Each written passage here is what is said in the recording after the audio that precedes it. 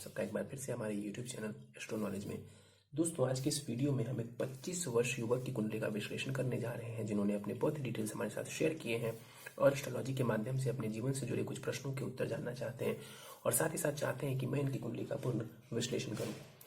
आगे बढ़ने से पहले हर बार की तरह आप सबसे निवेदन है, यदि अभी तक आपने हमारे YouTube चैनल एस्ट्रो नॉलेज को सब्सक्राइब नहीं किया है तो आप प्लीज से सब्सक्राइब कर दें और बेल आइकन को दबाना ना भूलें। साथ ही साथ दोस्तों, यदि आप सब इसी प्रकार अपनी कुंडली का विश्लेषण करवाना चाहते हैं या फिर मुझसे संपर्क करना चाहते हैं तो स्क्रीन के ऊपर फ्लैश हो रहे व्हाट्सएप नंबर के ऊपर आप मुझसे संपर्क कर सकते हैं और ज्यादा जानकारी के लिए आप नीचे डिस्क्रिप्शन बॉक्स को भी चेक कर सकते हैं। वापस आते हैं इस विश्लेषण के वीडियो के ऊपर और सबसे पहले मैं आप सबों के समक्ष इनके बर्थ डिटेल्स को रख देता हूं। इनका जो जन्म हुआ है वो हुआ है 31 दिसंबर 1995 को। जन्म का समय है दोपहर की 1:10 और जन्म का स्थान है हिमाचल प्रदेश। प्रश्नों की बात की जाए तो अपने फ्यूचर को लेकर के प्रश्न पूछा इन्होंने कि फ्यूचर मेरा कैसा रहने वाला है। करियर को लेकर के जानना चाहते हैं कि सरकारी नौकरी के योग है अथवा नहीं, किस क्षेत्र में मुझे अपना करियर बनाना चाहिए या उसमें आगे बढ़ने का प्रयत्न करना चाहिए। विवाह को लेकर के, वैवाहिक जीवन को लेकर के इन्होंने प्रश्न पूछा है। धन को लेकर के, पत्नी को लेकर के, राजयोग को लेकर के, मकान को लेकर के, अपनी पढ़ाई को लेकर के, तो कई सारे प्रश्न इन्होंने पूछे हैं। तो इनके सभी प्रश्नों को हम आखिर में एक एक करके लेंगे, लेकिन सबसे पहले इनकी लग्न कुंडली को देख लेते हैं जो कि हमारे समक्ष है।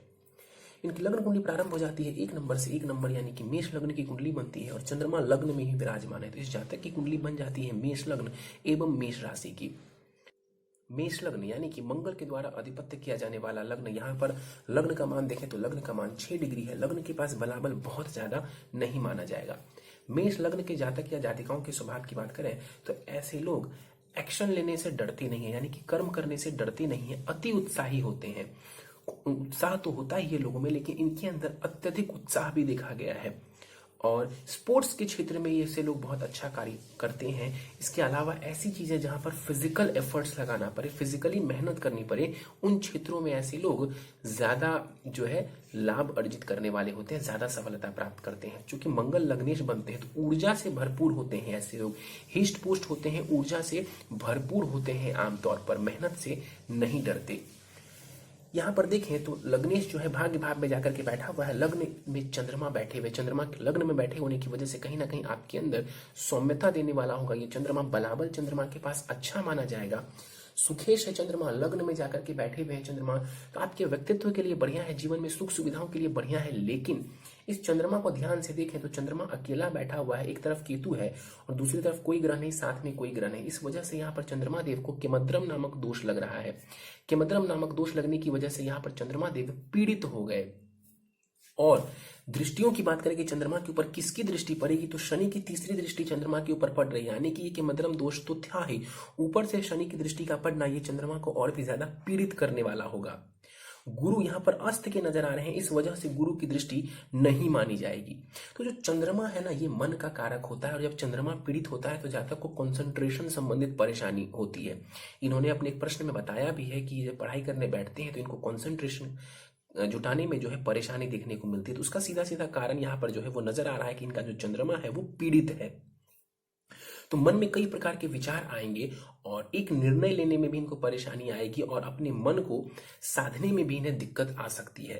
तो कुछ प्रैक्टिस करेंगे, कुछ पूजा उपासना करेंगे, उससे इनको लाभ देखने को मिल जाएगा। चंद्रमा युवावस्था का है, विवाह भाव के ऊपर इनकी दृष्टि पड़ेगी। ये कहीं ना कहीं वैवाहिक जीवन के लिए बढ़िया है, पत्नी बढ़िया होंगी और उनके साथ तालमेल भी बढ़िया रहने वाला है। सीधे राहु को देख लेते हैं। 29 डिग्री के साथ राहु यहाँ पर कुंडली के छठे भाव में बाल अवस्था में बैठे हुए हैं। छठे भाव में राहु यहाँ पर देखा जाए तो बुध की राशि में है और बुध समझे तो इस कुंडली में कारक तो नहीं है, लेकिन वो दसम भाव में जाकर के बैठे हुए हैं। छठे भाव में जो राहु देव बैठे हुए हैं शत्रुओं के ऊपर विजय दिलवाएंगे। आपको गुप्त शत्रु हो सकते हैं जीवन में, लेकिन यदि आप ठान लें तो उन गुप्त शत्रुओं के ऊपर आप विजय पा सकते हैं। राहु वगैरह की दशा चलती है, राहु की केतु की, उस दौरान अपने स्वास्थ्य का आपको ध्यान रखने की आवश्यकता है। जहां पर आप कार्य करेंगे, जहां पर भी आप कार्य करेंगे, यानी जिस ऑफिस में भी आप कार्य करेंगे वहां पर कुछ ऐसे लोग हो सकते हैं जिनके साथ आपका तालमेल ठीक नहीं होगा, तो इसका आपको ध्यान रखने की आवश्यकता। 29 डिग्री की राहु है, बल बहुत कम होगा राहु के पास। इनकी दृष्टि जो कर्म भाव के ऊपर पड़ेगी तो करियर में परेशानी और उतार चढ़ाव और बदलाव की स्थिति। 12वें भाव के ऊपर राहु की दृष्टि पड़ेगी, धन का फिजूल व्यय करवाएंगे। और द्वितीय भाव के ऊपर इनकी दृष्टि पड़ेगी तो धन संबंधित परेशानी राहु आपको दे सकते हैं। आगे बढ़ जाए, कुंडली के भाग्य भाव को समझ लें तो यहाँ पर मंगल, सूर्य एवं गुरु विराजमान है। मंगल एवं सूर्य की युति से यहाँ पर जो है पराक्रम योग बनता हुआ नजर आ रहा है। इसके अलावा गुरु भी यहाँ पर विराजमान है। गुरु यहाँ पर देखें तो वो भाग्येश है और भाग्य भाव में ही विराजमान है। एक बात और ध्यान देने वाली है कि लग्नेश, पंचमेश एवं भाग्येश जो है वो युति बना करके भाग्य भाव में बैठे हुए, यानी कि इस कुंडली का जो सबसे इंपॉर्टेंट 3 ग्रह है वो एक साथ युति बना करके आपके भाग्य भाव में बैठा हुआ, ये बहुत महान राजयोग कहलाएगा। ये जबरदस्त स्थिति यहाँ पर मानी जाएगी क्योंकि त्रिकोण के स्वामी ग्रह एक साथ त्रित्रिकोण में जाकर के बैठे हुए हैं। तो जो आपका भाग्य वाला फैक्टर है वो बहुत ही बढ़िया नजर आ रहा है और आप जो है भाग्यशाली माने जाएंगे, आप भाग्यवान माने जाएंगे। विदेश वगैरह की यात्राओं की बात करें, खूब सारी विदेश की यात्राएं आप कर सकते हैं। उच्च शिक्षा प्राप्ति के योग यहाँ पर बढ़िया नजर आ रहे हैं।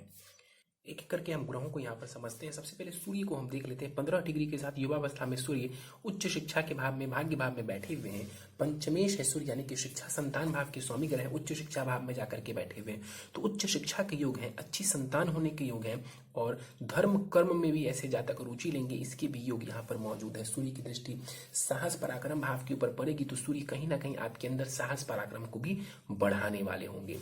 मंगल को देख लेते हैं। मंगल लग्नेश है, जाकर के कुंडली के भाग्य भाव में बैठे हुए हैं। 29 डिग्री के साथ मंगल यहाँ पर मृत है और अस्त के भी हैं क्योंकि ये सूर्य के करीब आ गए। इस कुंडली में मंगल को समझे तो लग्नेश होने के साथ साथ वो अष्टमेश भी हैं, लेकिन मंगल को अष्टमेश होने का कोई दोष नहीं लगेगा।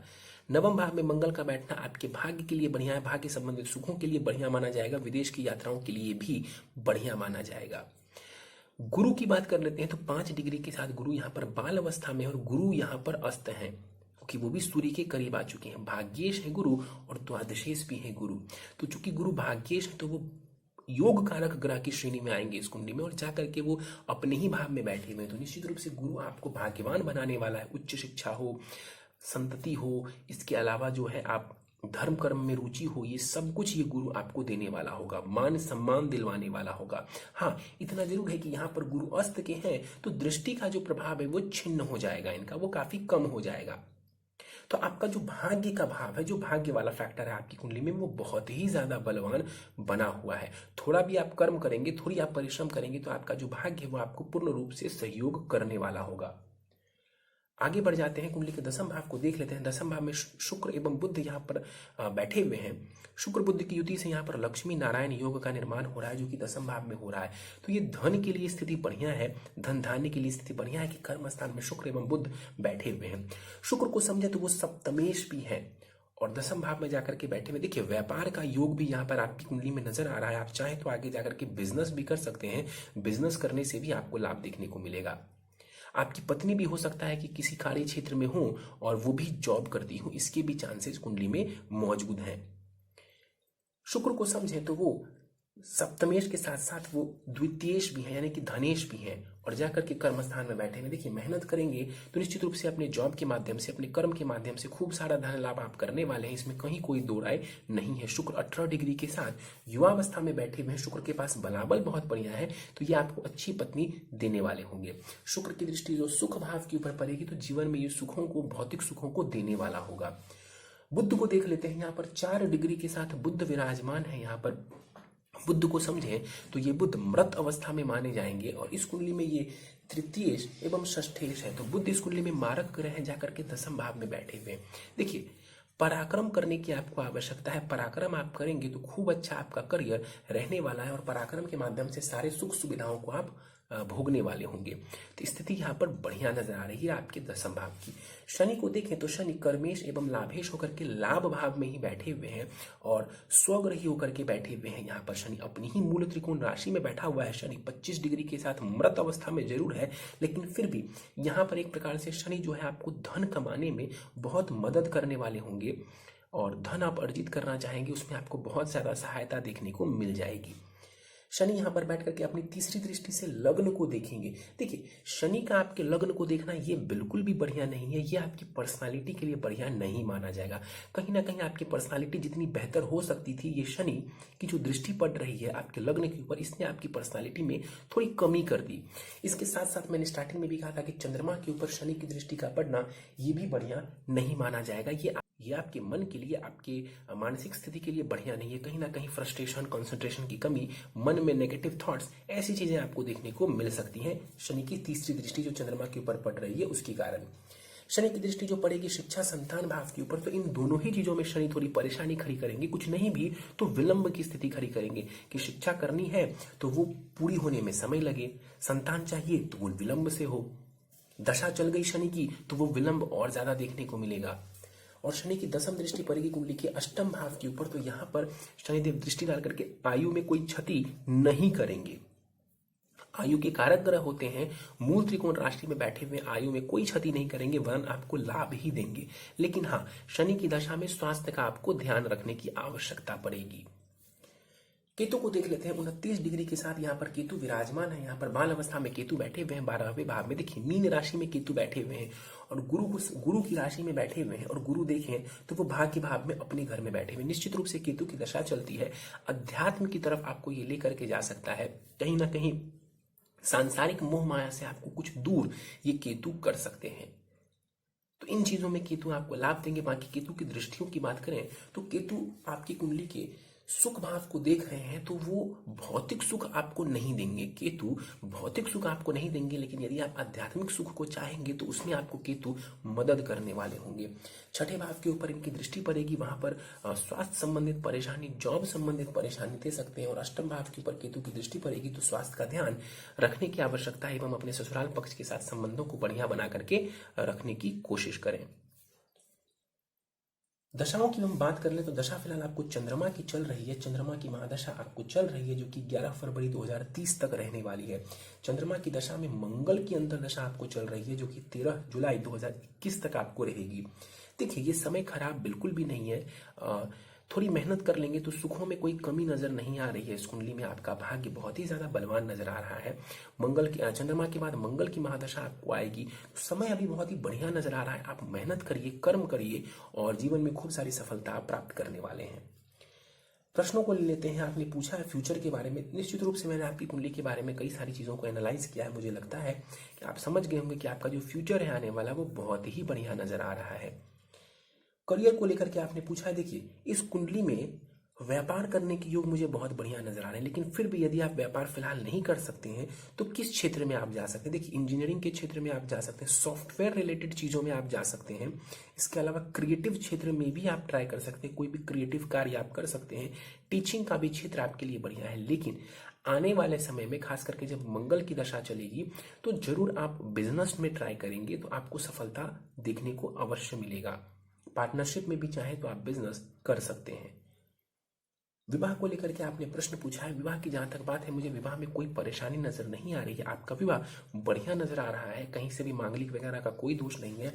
आप अपने सप्तम भाव को यदि देखेंगे तो सप्तम भाव के ऊपर चंद्रमा की दृष्टि पड़ रही है, वो शुभ मानी जाएगी। और शुक्र को देख लें तो शुक्र के ऊपर भी कोई खास नेगेटिव असर नहीं नजर आ रहा है, किसी भी ग्रह का कोई खास प्रभाव नहीं नजर आ रहा है। राहु की दृष्टि जरूर लग रही है, लेकिन राहु खुद यहाँ पर 29 डिग्री के साथ बैठे हुए हैं, इस वजह से इसका प्रभाव इस कुंडली में बहुत ही कम है। तो आपको बढ़िया पत्नी मिलेगी, सुंदर पत्नी मिलेगी और आपका वैवाहिक जीवन भी बढ़िया नजर आ रहा है। इसके बाद हम बात कर लेते हैं धन की स्थिति के बारे में। देखिए धन की स्थिति बहुत ही बढ़िया नजर आ रही है, पैतृक संपत्ति का भी लाभ यहाँ पर नजर आ रहा है। इसके अलावा आप अपनी मेहनत से भी जीवन में खूब सारा धन लाभ अर्जित कर सकते हैं, इसमें कहीं कोई दो राय नहीं है। देखिए शुक्र की स्थिति बता रही है यहाँ पर कि आप अपने कर्म के माध्यम से और अपने पिता के माध्यम से धन का लाभ करेंगे। और शनि की स्थिति बता रही है कि आप निश्चित रूप से जो है जो भी कर्म आप करेंगे, जो भी करियर आप चुनेंगे, वहां से आपको धन का लाभ देखने को अवश्य मिलेगा। राजयोग की हम बात कर लें इस कुंडली में, देखिए मंगल, सूर्य एवं गुरु का यहाँ पर बैठना ये बहुत ही महान राजयोग है। क्यों मैं बार बार इस बात को कह रहा हूं? क्योंकि देखिए लग्नेश, पंचमेश और भाग्येश ये कुंडली का सबसे इंपॉर्टेंट भाव माना जाता है। ये त्रिकोण भाव है और त्रिकोण भाव के स्वामी को शुभ माना जाता है हर लग्न में। और उन तीनों की युति अगर किसी भाव में हो जाए तो वो भाव अपने आप में बहुत बलवान हो जाता है, बहुत शुभ हो जाता है। तो यहाँ पर जो आपका भाग्य का भाव है जो उच्च शिक्षा का भाव है वो बहुत ही बलवान नजर आ रहा है। पिता का भी भाव ये होता है। तो ये सारी स्थिति बता रही है कि इन चीजों में पिता संबंधित चीज हो, उच्च शिक्षा संबंधित चीज हो, विदेश की यात्राएं हो, धर्म कर्म हो, भाग्य हो, ये सब आपका बहुत ही बलवान नजर आ रहा है। इसके अलावा यहाँ पर सूर्य मंगल की युति भी पराक्रम योग का निर्माण कर रही है। शनि यहाँ पर एक प्रकार से धन योग बना रहे हैं। शुक्र एवं जो बुध की स्थिति है वो लक्ष्मी नारायण योग का निर्माण कर रही है। तो कई सारी स्थितियां हैं आपकी कुंडली में, कई सारे राजयोग बनते हुए नजर आ रहे हैं और कुंडली बहुत ही बढ़िया है। आपने पूछा है क्या पत्नी नौकरी वाली हो सकती है? बिल्कुल, मैंने शायद आपको एक लाइन पहले भी कही थी कि पत्नी खुद भी कार्य करने वाली हो, इसके चांसेस बहुत ही ज्यादा हैं। देखिए, लव मैरिज और अरेंज मैरिज को लेकर के आपने प्रश्न पूछा है। देखिए, निश्चित रूप से इस कुंडली में लव मैरिज के योग है, लेकिन बहुत प्रबल योग नजर नहीं आ रहे। मतलब कि लव अफेयर हो और वो लव मैरिज में कन्वर्ट हो जाए, इसके योग थोड़े से यहाँ पर कमजोर मुझे नजर आ रहे हैं। इसके अलावा आपने पूछा है खुद का मकान और वाहन लेने के योग, बिल्कुल इस कुंडली में मौजूद है। आपका खुद का मकान भी होगा और वाहन भी होगा, इसमें कहीं कोई दो राय नहीं है। बस आप कर्म करते जाइए। इसके बाद आपने पूछा है अभी प्राइवेट जॉब में हूं और परेशान हूं, क्या आगे गवर्नमेंट नौकरी लगने के योग है? बिल्कुल मौजूद है। आप प्रयत्न करते रहिए। आप चाहेंगे कि आपको सरकारी नौकरी लग जाए तो आपको सरकारी नौकरी लग जाएगी। गवर्नमेंट नौकरी चाहते हैं, लग जाएगी। और अभी जहां तक प्राइवेट नौकरी में परेशानी की बात है, मैं बस यही बोलूंगा कि कुंडली खराब नहीं है आपकी। आप मेहनत करेंगे तो आप बहुत ही अच्छी स्थिति में जीवन में पहुंच सकते हैं। बहुत ही अच्छा करियर आपका हो सकता है। पढ़ाई में कंसंट्रेशन की कमी है, ऐसा क्यों? इसके पीछे का कारण चंद्रमा है। कंसंट्रेशन के लिए हम चंद्रमा को देखें तो वहीं पर सारी स्थिति से साफ हो जाती है कि चंद्रमा यहाँ पर पीड़ित है इस कुंडली में। और वो पढ़ाई हो या जीवन में कहीं और हो, आप ध्यान भी करने की कोशिश करेंगे तो वहां पर भी आप फोकस करने में आपको थोड़ी परेशानी देखने को मिलेगी। तो चंद्रमा को थोड़ा बेहतर बनाएंगे तो स्थिति भी बढ़िया होती चली जाएगी। बिजनेस की बात मैंने आपको कही थी कि आप बिजनेस में ट्राई कर सकते हैं। एक बार आप वो भी जान लीजिए कि किस प्रकार के बिजनेस को आप कर सकते हैं।